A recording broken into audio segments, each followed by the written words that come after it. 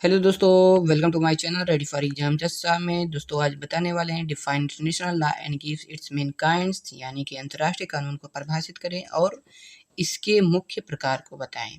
एक कुछ है इंपॉर्टेंट क्वेश्चन इंटरनेशनल लॉ का, पब्लिक इंटरनेशनल लॉ का, जो आपके लिए एलएलबी और बीए एलएलबी के लिए इम्पॉर्टेंट है। दोस्तों वीडियो को अंत तक देखें। आपका आंसर है the term international law has been defined in a variety of ways by different jurists. Some of the definitions may be given as under। यानी कि दोस्तों अंतर्राष्ट्रीय कानून शब्दों को विभिन्न न्यायविदों द्वारा, यानी कि विभिन्न विचारकों द्वारा विभिन्न प्रकार से क्या किया है, परिभाषित किया है। अब सबसे पहला सबसे इम्पोर्टेंट है बाय ओपेनहाइमर की, तो ये लिखते हैं कि law of nation and international law is the name for the body of customary law and conventional rules which are considered binding by civilise. दोस्तों इस पर देखिएगा, binding by civilise states in their intercourse with each other.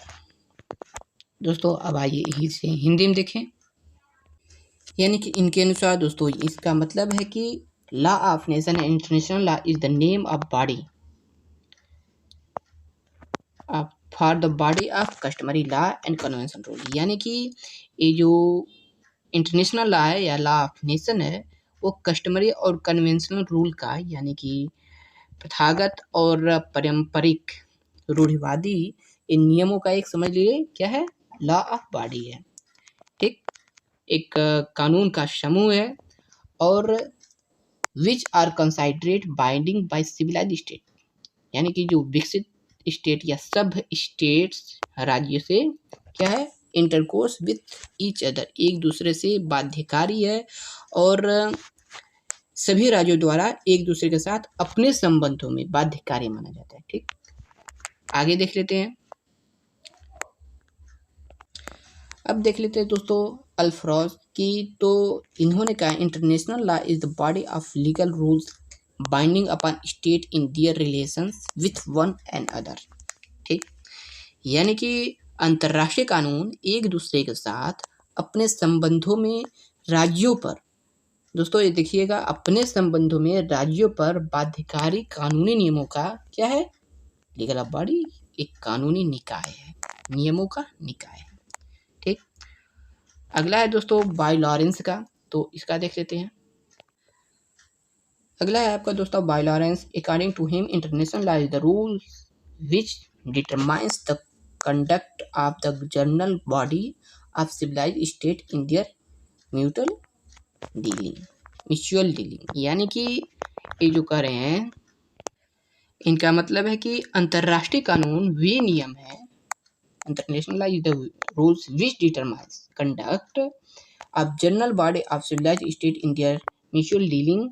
तो वे एक नियम है जो सब राज्य के सामान्य निकाय के आपसी व्यवहार और आचरण को क्या करते हैं, कंडक्ट निर्धारण करते हैं। ठीक, और मॉडर्न डेफिनेशन अगर वर्तमान समय में देखें तो international law has always been in a continuous state of change.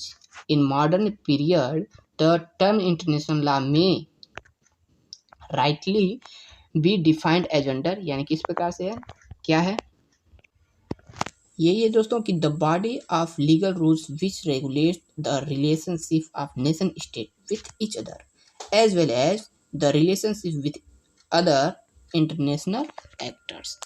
यानी कि दोस्तों इनके कहने का मतलब ये है कि कानूनी नियमों का वह निकाय जो राष्ट्रों के एक दूसरे के संबंध, ठीक, एक दूसरे के संबंध और साथ ही साथ अंतर्राष्ट्रीय अभिनेताओं के साथ, देखिए दोस्तों इंटरनेशनल एक्टर्स, अभिनेताओं के साथ उनके संबंधों को नियंत्रित करता है। ठीक, कानूनी नियमों का वह निकाय जो राष्ट्र राज्यों के एक दूसरे के साथ संबंधों के साथ ही साथ अन्य अंतर्राष्ट्रीय अभिनेताओं के साथ उनके संबंधों को नियंत्रित करता है, यानी कि राष्ट्र राज्यों और अंतर्राष्ट्रीय अभिनेताओं इन दोनों के साथ साथ क्या करता है, नियंत्रित करता है relationship with other international actors. Beside the above definition, there are the last list fourth well definition of international law. ठीक, इन परिभाषाओं के अलावा अंतर्राष्ट्रीय कानून की कम से कम 40, सोच लीजिए दोस्तों, 40 परिभाषाएं दी गई हैं। अब लेकिन तब भी दोस्तों अभी क्लियर नहीं ये कहा कोई कहा डिफिनेशन दे पाया है कि इंटरनेशनल लॉ का what is international law, international law की परिभाषा क्या है, ये कोई अभी कंफर्म नहीं है। सब कोई अपना अपना विचार व्यक्त किया है, कोई निष्कर्ष नहीं है।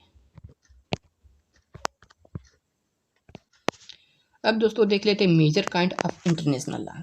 ठीक, there are following 2 major kinds of international law. क्या है, तो प्राइवेट इंटरनेशनल लॉ और पब्लिक इंटरनेशनल लॉ। ठीक, यानी कि अगर पहले को हिंदी में कहें तो निजी अंतर्राष्ट्रीय न्यायालय यानी कि व्यक्तिगत, और दूसरा है सार्वजनिक अंतर्राष्ट्रीय न्यायालय।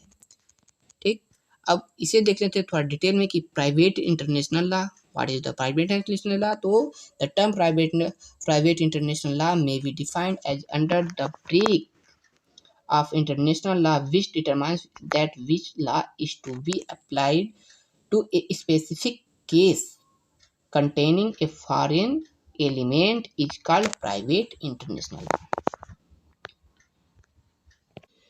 तो जो ए दिया है कि the branch of international law which determines, यानी कि अंतर्राष्ट्रीय कानून की वह शाखा जो निर्धारित करती है कि that which law is to be applied to specific case containing, यानी कि जो एक स्पेसिफिक केस को निर्धारित करती है, एक अप्लाइड करती है, और foreign element is called private international law, यानी कि विदेशी तत्व जो है या विदेशी विशिष्ट मामले में कौन सा कानून लागू किया जाना है, ये निजी अंतर्राष्ट्रीय कानून बताता है, यानी कि इसे एक व्यक्तिगत अंतर्राष्ट्रीय कानून कहते हैं। ठीक, आगे देखिए थोड़ा और एक्सप्लेन करें तो अगर दोस्तों इसे देखें एक्सप्लेनेशन करें तो from the above definition it is evident that private international law is to regulate those case where a foreign element involves in the matter and the difficulty across that which law shall be applicable to the case. इसका पहले देखें तो उपरोक्त परिभाषा यह स्पष्ट करती है, यानी from the above definition it evident that private international law is to regulate, कि अंतर्राष्ट्रीय कानून उन मामलों को विनियमित करने के लिए है जहां मामले में कोई विदेशी तत्व क्या फॉरेन एलिमेंट इन्वॉल्व न हो,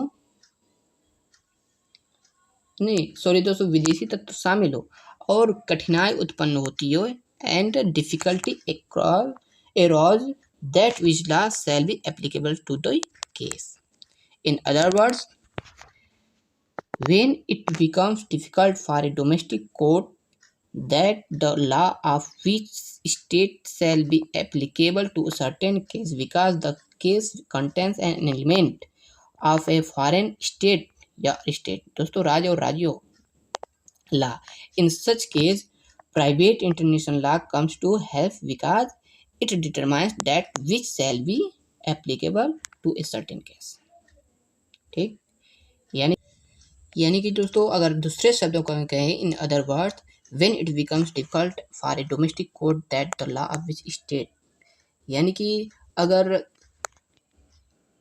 किसी के लिए मुश्किल हो जाता है जब घरेलू अदालत डोमेस्टिक कोर्ट अपना कोर्ट मुश्किल हो जाता है कि एक मामले में कि